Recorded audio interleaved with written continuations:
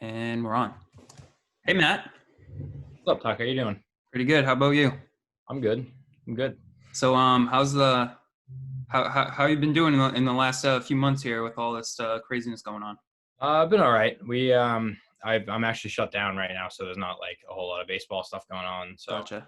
more been just kind of hanging out and waiting for everything to pass. Is the whole team like that, or is this because you Uh, like did you have some sort of injury or something? no. So I mean, pitchers like obviously you don't throw all year round, so you kind of you take breaks here and there. And with the whole obviously our season getting delayed a little bit, we just kind of figured that right now would be the best time for our like shutdown period. Gotcha. And so for everyone who doesn't know, I'm gonna introduce him right now. This is Matt Draper. He is a pitcher for UMass Lowell. He is from Lowell, Massachusetts. He spent his freshman year at Quinnipiac University and then recently transferred. He played a short stint of preseason type of tournament before the season was shut down because of the pandemic. And so yeah, so here he is. And I'm just gonna get started by saying when I was 10 years old, we played a game against each other, and I remember that I had my second hit of my junior league career off of you. Yep. I hit a hard like chopper ground ball. It came up, hit you right in the chest, Oh yeah. and I beat it out to first base. And in my head, that was definitely a single because Oh, 100%. yeah.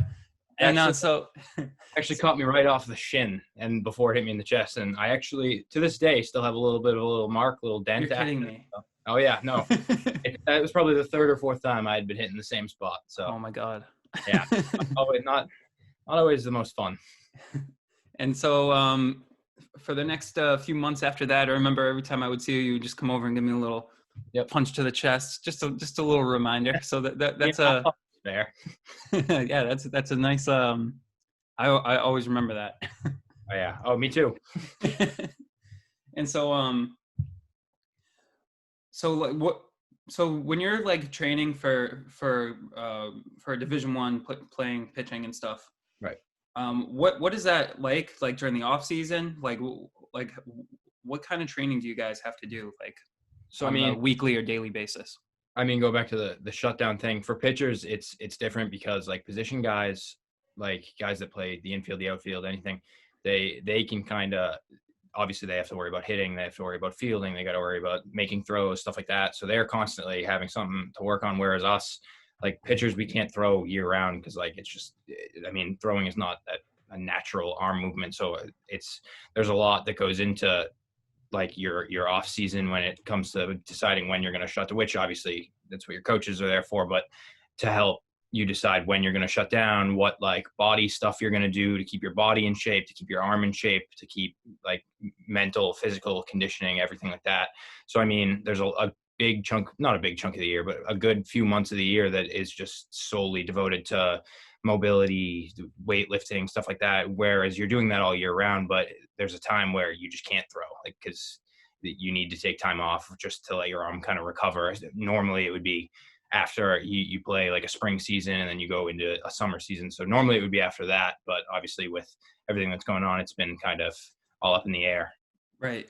So it seems like at the college level, everything is viewed at more like a technical level and like way more than just like going out and playing baseball every day. It's like everything's cut into like sections almost, or like really boiled down to a science. So right. what was that transition from like, I'm sure when you noticed like a change in intensity and like stuff when you went from playing like just like rec or something going to high school, and then also like going from high school to college. It's just another huge jump. So like what's that adjustment like? I guess we'll do from like high school to college. Like what's that like?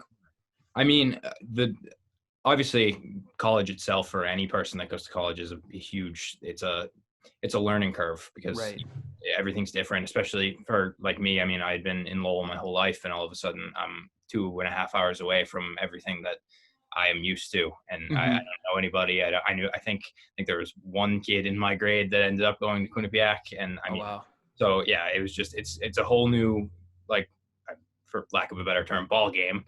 But So I mean, baseball wise, it's from the second the first practice starts, the first conditioning session starts, the first weight training session starts. It's everything is completely different. Everyone is all like guns blazing constantly, where it's just like you almost, as much as you like, it's a team, it's a like a brotherhood type aspect. It's immediately you're like, all right, I need to secure myself, I need to secure a position for myself and get myself where I need to be ready to go for the season, even though the season is six months away when you get onto campus.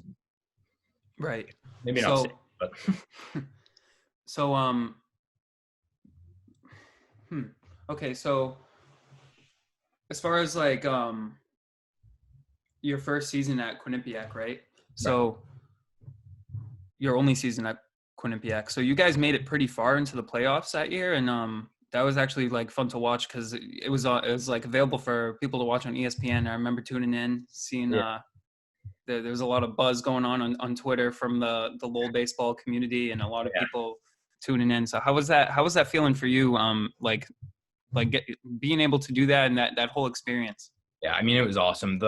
So we made the MAC was our conference, the Metro Atlantic. So we made the MAC playoffs, and then I think that was like three-quarters of the way through May, and then we ended up I think we won 3 games in that tournament. Yeah, we went undefeated in the tournament, and we won 3. And actually, our last game ended we went extra innings. We played 4 extra innings, and we won it on a walk-off pass ball, which was obviously not exactly the way you draw it up, but it was so much fun. And then and by that point, obviously school's done, like college is done. So it's just you and the other guys on the team and just other sports that are still going. So you kind of hang out for a week, and it's just it's such a it was a great experience for me because it was like I just felt like I was at a time where there wasn't a whole lot to worry about except getting better physically, like baseball wise, for the week leading up to arguably one of the bigger tournaments, because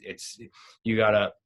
So we made it to a regional in Carolina against ECU, Mhm. and I mean, you win that tournament, you're on to a super regional, and I mean, for a school like Quinnipiac, that's not where anybody assumes that you're going to make it. Like I know we went in and there was talk all over the place for like College Baseball Hub and all like the different sports networks and stuff that are just writing off all of the seeds below like a certain tier, where like us, we went in, and so we played East Carolina the first game on the first night, and we ended up walking. I don't remember the final score, but we ended up walking away with a win, and it was all over like Carolina, like newspapers, and because like just no one expects anything to happen like that. So just to be Right. a part of that it's surreal. Like I mean, we played 3 games in that tournament too, and I didn't find the mound until the third game, which like of course that ended up being our last game, but like just to be there in the atmosphere and around all the guys on the team who are making huge contributions in the game is insane. Like just everyone is so riled up constantly and just on the field, and the energy is insane. So at the beginning of the season, is this something that you guys felt was possible, or did it all kind of come by surprise, or did you know that you had this special group and a high level team like that right off the bat? I mean, obviously any sports team, no matter what the sport is, you always have goals, and that was one of our goals. We wanted to win the MAC. It hadn't happened since I believe 2000 and I want to say it was early 2010s, but I could be wrong. I think it was Hmm. 2012. But so it hadn't happened in a while for Quinnipiac, and it was like we knew. I think about a quarter of the way through the season, if that, like guys that didn't already think we had a chance, we were like, all right, like this is our year. Like this is like we know we have something special. Like we can do this, and just to make it as deep as we did, and I mean, in the MAC championship like tournament, were like we played 2 games and we had taken both of them, and we knew we were 1 game away, and it was just like, all right, like we have to do it. And then I think we ended up going down in that game, and just like the feeling of everybody, like nobody was like, all right, like we may not get this. Like it was just everyone was like, all right, like we're gonna score, we're gonna take the lead back, we're gonna move on. Like that's just what's gonna happen, because Right. in one of those seasons where it's like even though things did go wrong, like it just felt like there was never a time where we're like, all right, like this is the end. Like we just Right. knew. It never felt like a possibility. Right. Even in the third game against ECU, like we knew the odds were against us. They're the 10th ranked team in the nation. Like it's just we knew like, all right, there's still a chance. Like 2-run game, 4-run game, doesn't matter. Like there's a chance. Right.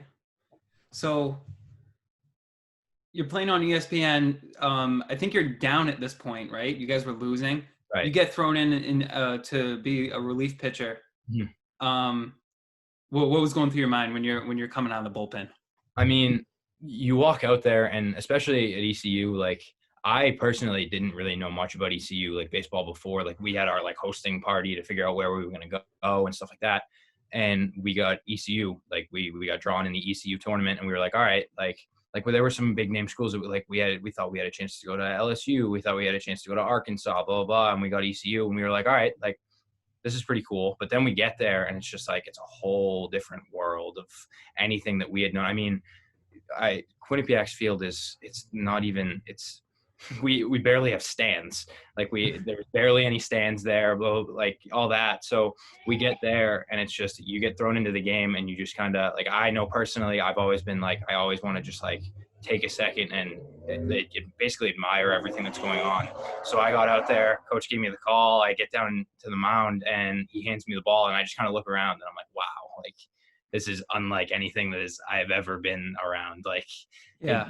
I don't know how many people were actually there, but it felt like it was millions because you just stand out there and you Right. look around and you just feel surrounded. And then, I mean, it's the surreal feeling of that, but then obviously you just gotta try and do what you can to clear it out. Which, as hard as it could be, sometimes you just have to do it, or else like it's just gonna keep going down. Right.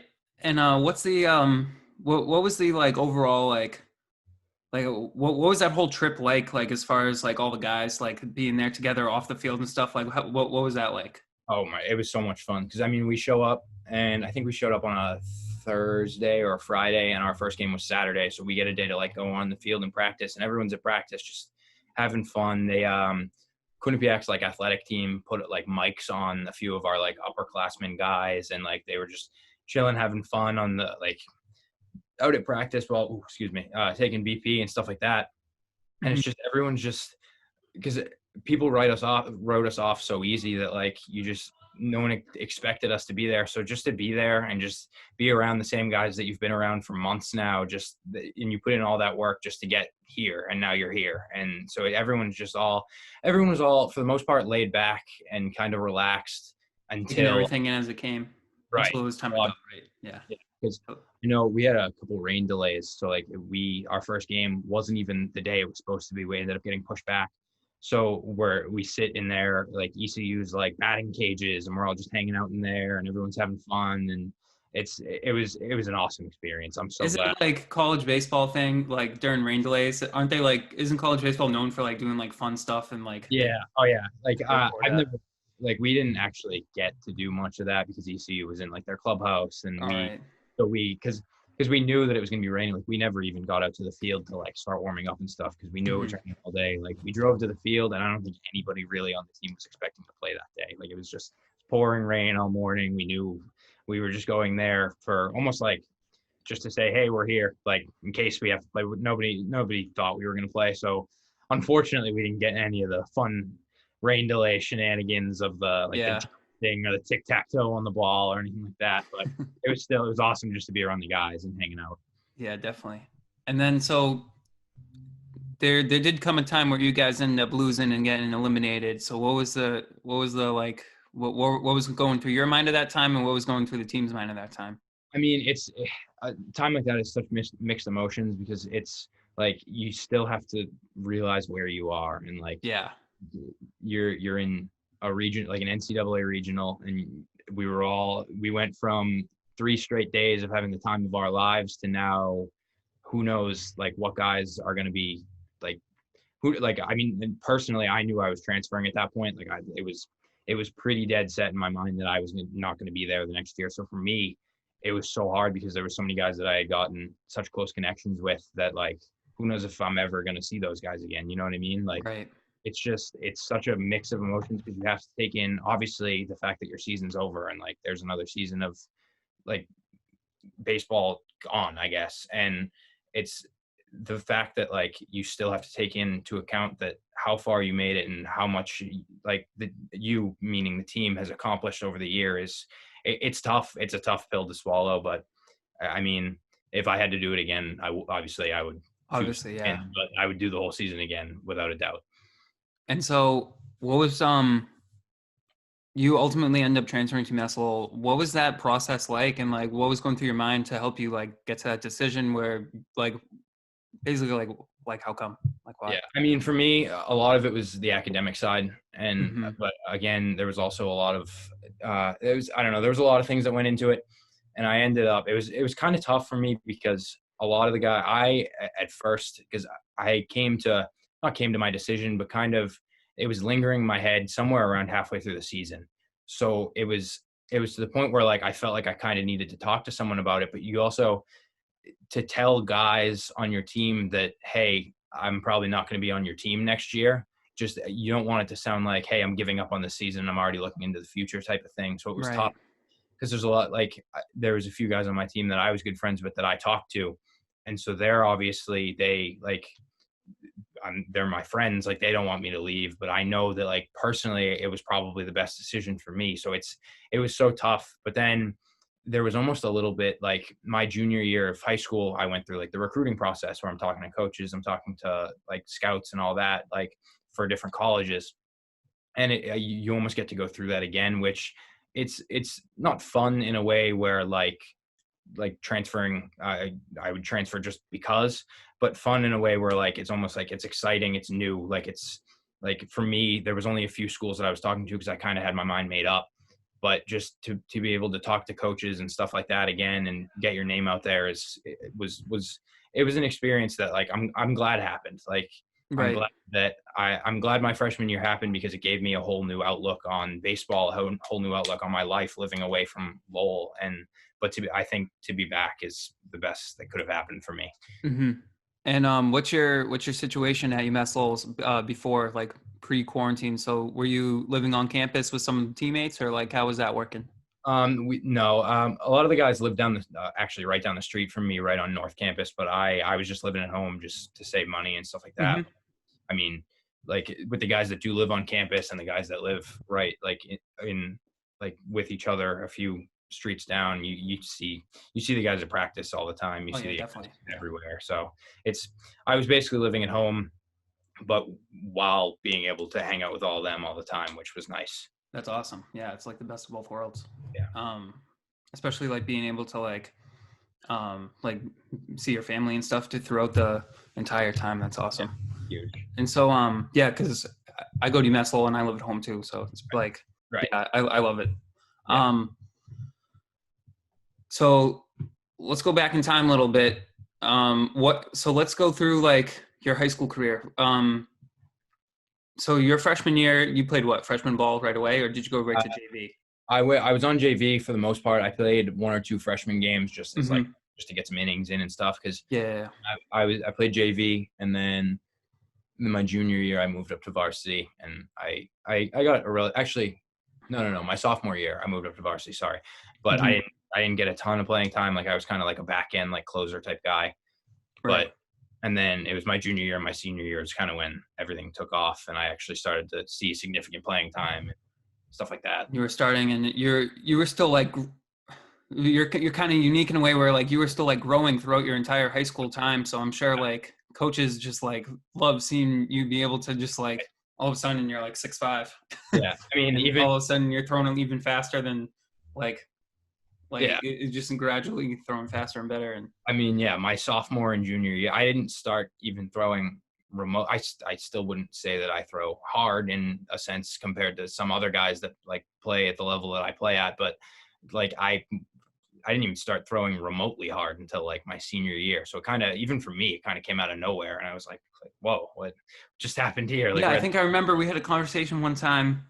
You were saying how like after you committed, all of a sudden you're like I just had to tell them how fast I can throw now because it's different yeah. than what it was when they first signed me. So Right. like, Yeah, yeah, yeah. I mean, it was I think it was my summer going into my senior year is when most of like the recruiting stuff happened.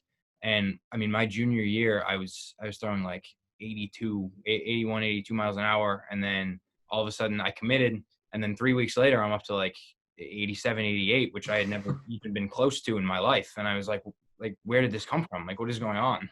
And I know my pitching coach at Lowell High, like I came back my senior year and we were doing like stuff in the fall, like little, like just like side, like throwing sessions and stuff. And he was like, what happened? And I was like, I have no idea. Like, I couldn't tell you. Was there any adjustments that you had to make? Like in your like when all of a sudden you can just throw faster, do you feel like a change in your mechanics, or you have to change your mechanics or pitches you can throw? Like, is there any, like, does that play a dynamic in like how you pitch differently? Definitely in the different types, not necessarily mechanic wise, because I mean, if it's for me, I don't throw how like most pitchers do. I'm from like a lower angle. Right. So You're like more of like a 3/4. Yeah. Almost sidearm. Right. Mm-hmm. And for me, I mean, I've been doing that my whole life. Like, my dad was my coach in Little League, and he was always like, you got to get your arm up. Like, you're going to hurt yourself. You got to get your arm up, blah, blah, blah. And it's just, it was never comfortable. And then finally I get to high school, I start throwing harder. So you kind of just stick with what works, but then it opens up so much that you can do with like your like different pitches that you can throw, because I threw 2 pitches like my whole life. I was like fastball and like a curveball slider type thing. And then all of a sudden my senior year, my pitching coach is talking to me. He's like, we should try and work this in. We should try and work this pitch in. Like, this one might work too. So, I mean, over the course of my last 3 years, I've gone through so many different, obviously 3 different pitching coaches, who all of which have given me different ideas that I could work on. So it definitely opens a lot more like pathways for you. Yeah, one of the things that must have been really cool for you and helped beneficial is that, like, even like transferring schools, like, it just opens you up to even more coaches and even more teammates that you can learn from, and like all this stuff, and even like more like different like training regiments, and like, like what works for you now. Like, it's like being able to like pick and pull like what you like best and what kind of things. Like, it must be like it must be like a silver lining to the whole thing. Yeah. Oh yeah. Cause I mean, I've had 3 different pitching coaches in the last 3 years now, being my senior year, my freshman year, and then this year. And they all 3, like my 3 different coaches were just 3 completely different types of pitchers, like when they played. And it just to see the game from so many different angles is so helpful. Mm-hmm. And it's just like, there's so many different ideas that each of the 3 of them had, that especially now this year, my coach, like, we work off of everything that I've learned in the past 3 years, because there's just so many different ways that you can go with everything. And I'm gonna jump back again to, so in your senior year, I don't know if you did in your junior year too, but you guys at Lowell High made the Spinners Cup, and I know you guys won it your senior year. Did you win it your junior year too? No, we made it to the finals. I think we lost to Bill Ricca in the finals. Mm-hmm. But then I know that in your senior year you won it, and we just won it last year again. But yeah, so what was that like, pitching that and being able to win that? So for anybody that doesn't know how the Spinners Cup works, it's basically 4 teams from around this area that play at LeLasher, which is now the UMass Lowell's home field. And you basically, if it's a 2-day thing, and if you lose 2 games, like, you're done. Like, you're done for however long while they cycle in new teams. And the winner gets a trophy, like a big, like, I think they changed it, but it used to look like the Spinners mascot. And so you get that, and you kind of hold on to it until the next year. So when I came in as a freshman, we walked into the clubhouse, and it's sitting right there. And obviously I didn't know what it was. Like, I just thought it was something that stayed there. And then I was talking to one of the older guys. He was like, yeah, like, if we don't win this tournament again this year, like, it'll be gone. And I was like, wow. Like, and like, I didn't know that at the time. So my whole thing, my high school like career was like, I want that back. Like, I want to be part of who wins that. So like, my junior year was tough, because we lost it. And like, we definitely thought that we should have and had a chance to win it. And so that hurt. And then my senior year, like, I just knew that there was no way I was walking out of high school without winning it again. Because it was such like a big personal goal for me that it was just like, I'm not going to feel accomplished if I don't get that. So that was awesome. It was it's such a fun tournament too, to be able to like watch the games before and stuff, and like being able to like, especially like it being at LeLasher, which is such an awesome place to play, especially for a high school kid. Like, that's like so fun. Like, like you grow up going to Spinners games and stuff. It's like being able to play there must be like one of the best feelings. Yeah, it was great. It's such because I mean, even like that, like in high school, you walk in and like not a lot of people go to high school baseball games. Like the whole team knows that. Like some people do, but there's never any as much crowds as Yeah, you. it's usually like parents and then like players' girlfriends and then like maybe some of their like friends and then like that's it. Right. So you And go some old timers or teachers or something, but and you're playing in this nice big stadium and there's like 40 people there and you're like, oh, all right, like this is cool. Like it makes it feel so much bigger, especially as a high school kid, to play on a field like that and know that, yeah, I go to these games all the time and I watch like big league guys who are getting paid to play. Like, so yeah. it's such a cool feeling. And I'm so glad that that was a thing when I was in high school that I got to participate in. Yeah. So as far as like going forward, so are there any like summer leagues like that like is allowing like, because I think I saw something on ESPN the other day. It was like some sort of college, like I don't know if it was like All Stars or like some sort of summer league, but they have something going on. Are you be able to participate in any of those, or are you just like on hold until like Yeah. I next mean, semester, pretty much?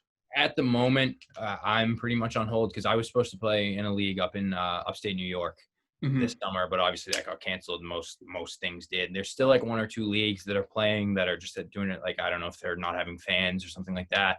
But I mean, for me, like all the pitchers on our team have kind of talked to our coach, and we've kind of all come to the decision that like it kind of wouldn't make sense to be throwing now and then take a 2 week break just to get into the fall season and then take another 2 week break just to be into the season now. Like it kind of just wouldn't work out well. It was kind of too much throwing. So we Right. kind of all just decided that it would probably be best to just wait it out and see what happens with the fall season. Because I mean, obviously that's still kind of up in the air, but we think we should be all set. But I mean, you never know.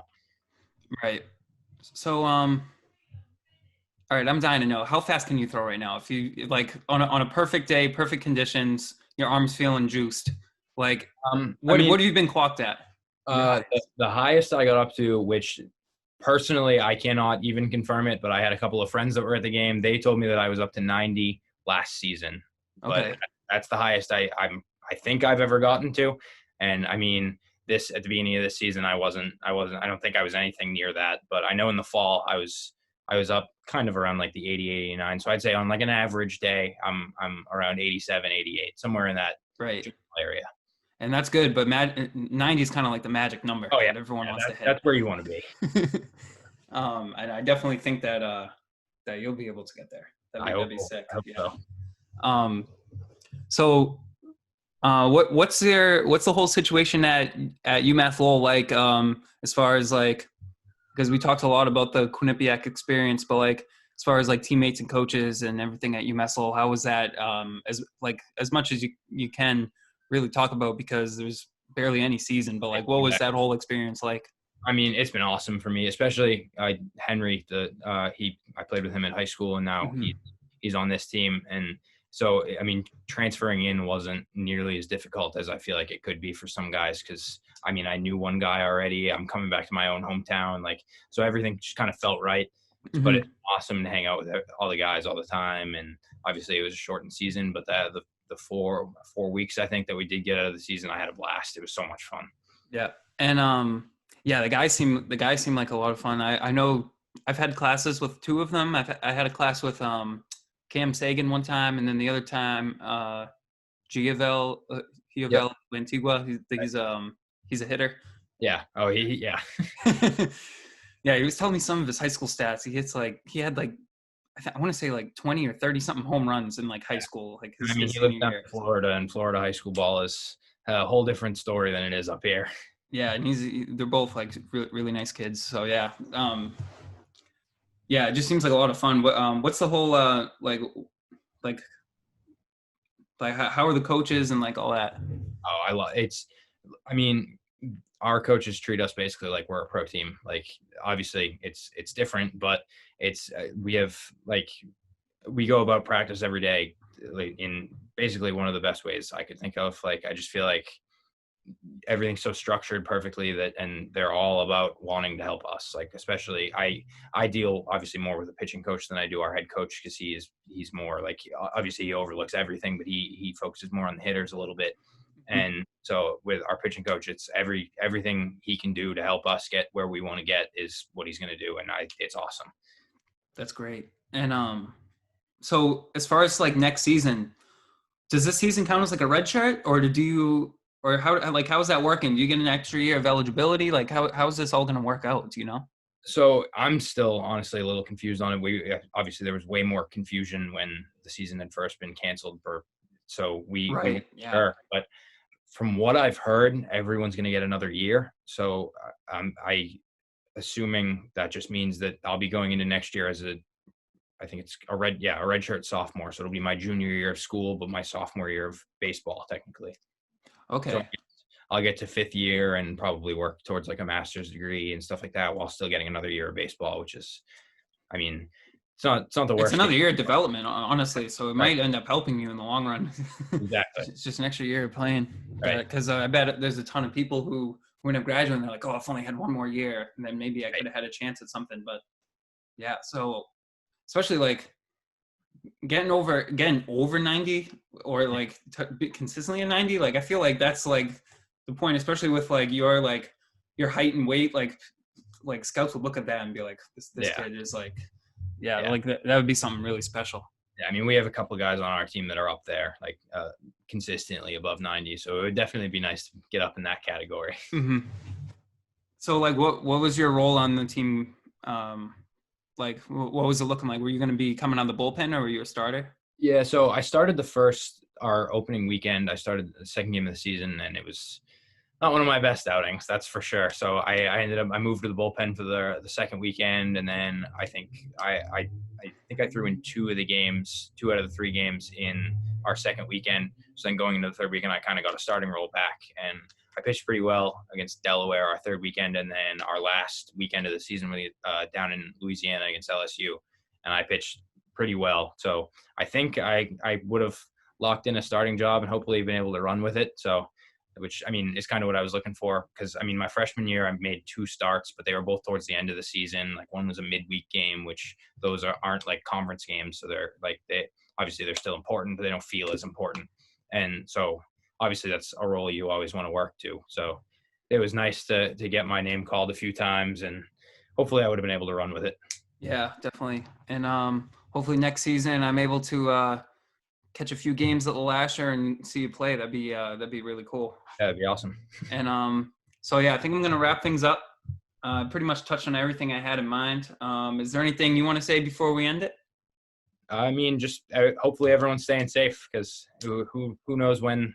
Hopefully everything's toning down, but you never know when stuff's officially going to be over. So just hopefully everyone is staying home as much as possible, staying safe, and that's about all I got. Yep. All right. So thank you so much. The whole thing's been great. So thank you. And I'll try to post this sometime tomorrow, or like, yeah, tomorrow, like probably like afternoonish. So yeah. Sounds good. Well, thanks for having me. Of course. Yeah. Thank you so much, Matt. Everyone, please don't forget to like and subscribe. And I also have a clips channel where you can just find like highlights of just like every single interview. I just like put short clips on there too. It's called JTA Clips. So yeah, thank you everyone, and good night.